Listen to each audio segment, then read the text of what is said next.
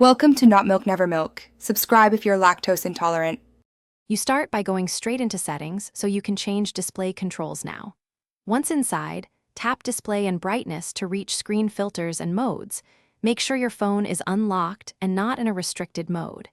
If you rely on a profile or managed device, confirm it allows display changes. This prevents surprises when toggles are missing.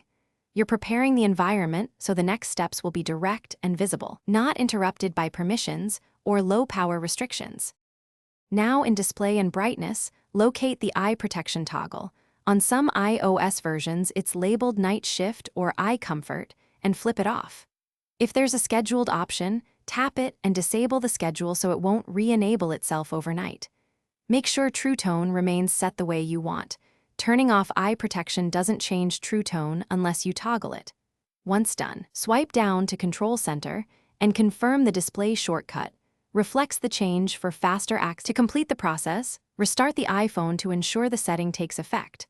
Hold the side button with a volume key and slide to power off, then turn it back on. If the eye protection option is absent, go to Software Update and install any pending iOS update, since labels and locations change across releases.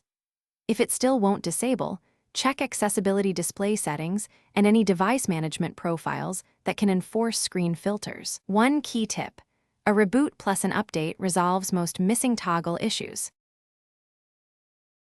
Thanks for watching. If this was helpful, leave a like and consider subscribing. See you next time.